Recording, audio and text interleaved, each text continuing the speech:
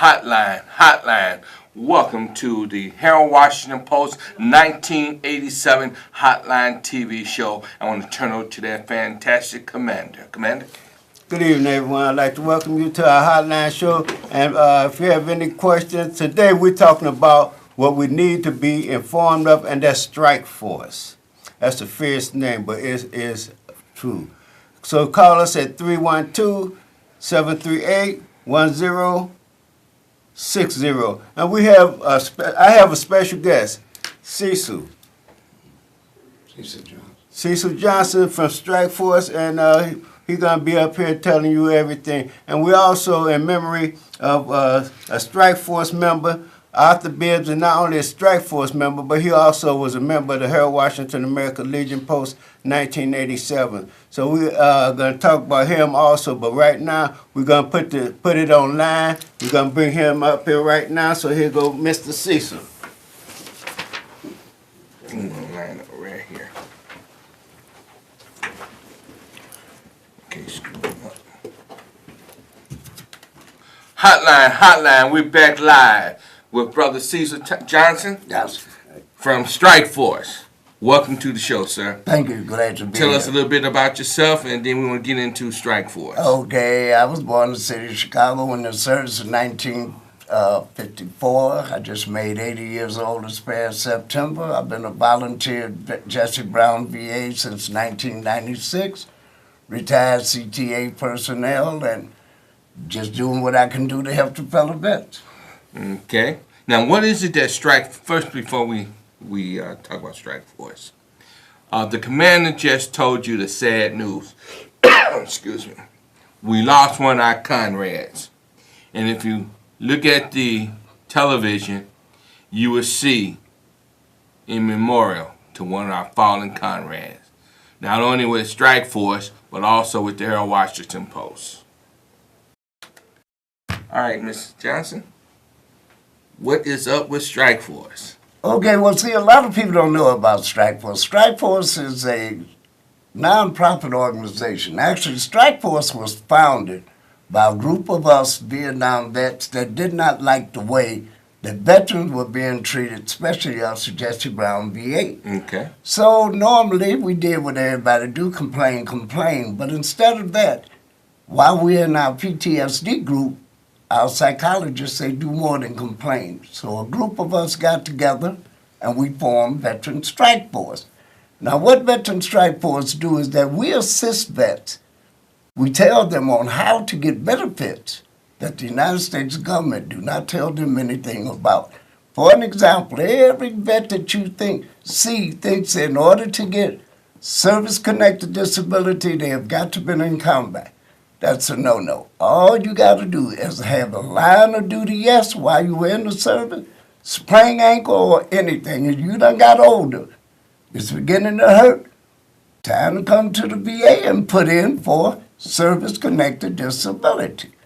Like myself, when I put in for disability for PTSD and Agent Orange, I got my first 10% for something I had even forgot.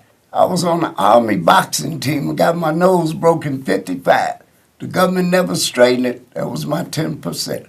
So what we do now, besides that, we help vets with the homeless vets. We have information on our table to tell vets from Agent Orange all the way up to anything that the government has had or how to go by doing.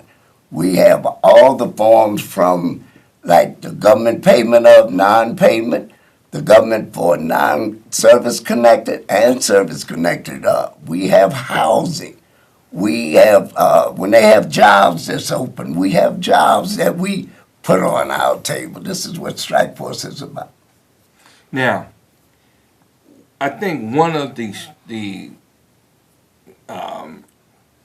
worst points about what's going on with the VA. All right, caller. Thank you for your service. You're on the air. My name is Ashley Shine. I'm the commander of George H. Giles Post, located at 5745 South State. You're on the air. Good evening. How you all doing? Fantastic. I just got through hearing y'all talking about the Strike Force and about things that you all are doing. Yes. Let me tell you a little bit about ourselves. We formed this organization in 1919. We've been around for 98 years. We are located at 5745 South State. We've been in this location for the last 72 years. Our post name is George L. Giles. Giles Street in Chicago was named after him in 1937. We're just trying to be a group of veterans that try to have outreach to the community and be able to do things for ourselves. We're part of the American Legion, and we're proud to be soldiers that have served our country and tried to make life better for each other. And what year did you serve? I served from 1965 to 1967. And where were you stationed? I was stationed in Vietnam, Okay. and also stationed, I got out of service at Fort Knox, Kentucky. Did you get touched by Agent Orange? We didn't even know what Agent Orange was at the time. We only found that out many, many years later. I haven't put in for any benefits or anything to find out do I have it or not. I've been lucky that my health has been pretty good, so I'm just beginning to take therapy for my now.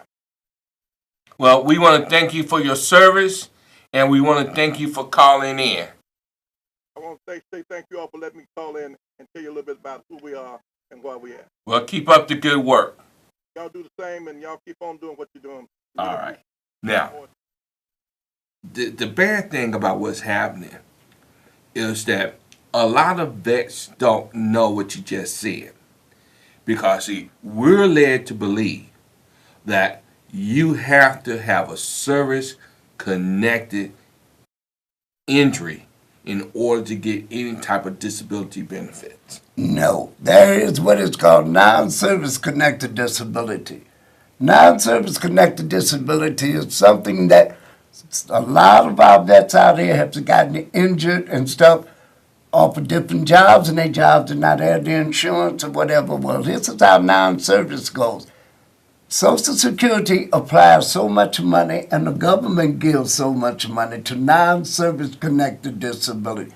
But the problem with that now is that there is only one basic amount that they can get with a family per year, or per month rather, okay? They do not get a constantly increased cost of living raise. They get it, but it's not as high as a veteran with service-connected disability. Okay. See, so a person that actually a vet can go to, as long as a vet is going to the VA hospital and seeing a doctor or a psychologist or anyone, they can file claim for a different type of disability, whether it's combat ready, service connected, or non-service connected. Well, that's good information to have. Because like I said, when I came back from Germany, no one told me anything that could have helped me. Right, and this is one of the things that the VA, which Department of Veteran Affairs, do not tell them, because when you put a claim in, now this is where these organizations like the gentleman called in about Giles Post, the Harold Washington Post, American Legions, DAV, this is where they come in at, because they are your voice to put your claim in through them to fight for you. Strike Force don't do that. We just forward you to them to tell you, well, this is who you should go see and everything to help, because like you said, and like the gentleman that called in, I'll give you another one. Okay, I went in 1954. All right, I did. I caught the last part of Korea, which was over, but I did 2 tours in Vietnam. Now, when I got out, I didn't know nothing. I started working for CTA. I didn't know anything about which was Westside VA, because the only thing that went there, as they said, was the World War II and Korean vet. Okay? Then there was a VA called Lakeside, which you had to have a very good insurance to go there. No one, unless you knew someone that was really connected to these different organizations. That's why we never knew about how to apply, like that gentleman said about Agent Orange. Heck, I was in Vietnam and I didn't know nothing about Agent Orange until they took part of my lung out here at Westside VA. in 1971. I said, what was it? We found a foreign body, substance from a foreign country. But yet the Veteran Affairs claimed that, oh no, it wasn't Agent Orange. Hey, the only country I just came from was Vietnam. Yeah. So it had to be Agent Orange. So this is another thing that pushes us strike force members, who all of us who went to Vietnam, to fight to help other Vietnam vets. And right now, we got these young men and women that's coming back from Iraq and Afghanistan, which they have a good thing there for them, but we also tell them because they don't know what's going on.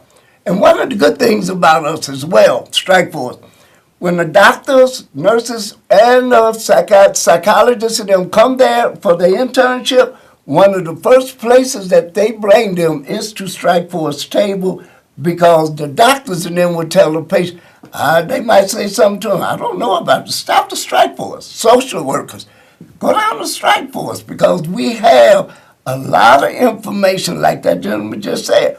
We have a lot of information on Agent Orange. Right now, we got a lot of stuff on our table about Camp Lejeune, the water there, and all these different things, which a lot of Marines and them say, hey, we never knew this. And at that time, like we got Fort McCullough on the table now for the female vets that done took basic training and was drinking the water and stuff there. And the government kept that under the rug. So this is one of the things, like I say, strike force help vets go by learning, because Uncle Sam was not going to tell them. Because Let me ask you this question then. I mean, I'm sitting here and I'm listening to what you're telling our veterans, and I'm shocked. I am shocked that we have not had a congressional hearing on some of this stuff. And you know, I lost a cousin to Agent Orange. He went out to Hines Hospital. They kept him out there in hospice until he died.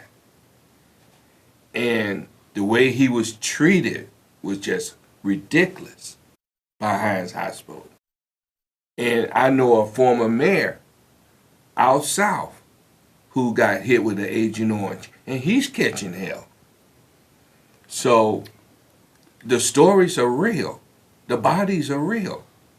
But yet, we're not getting the type of answers and the type of services from the VA that these soldiers need.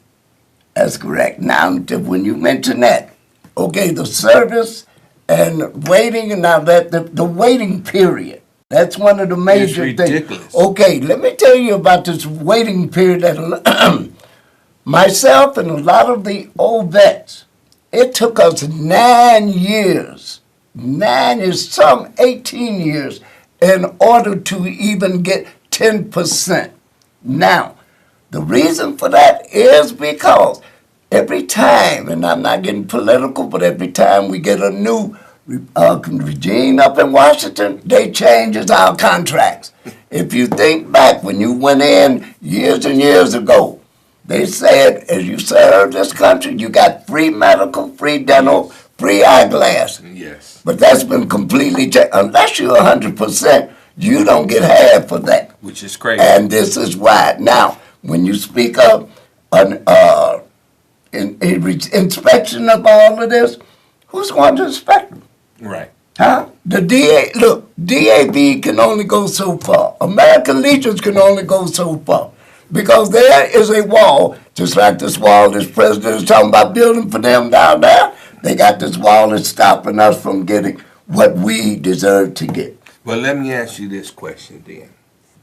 When was the last time that Strike Force sat down with our congressional representatives from the lower house to the Senate chambers and talk about these issues? Okay, now let me tell you this about Strike Force. For number one, we are not in the political field. We cannot do that. No. At the Why same not? time, it's broke down there, the commander, the XO, and chief of staff.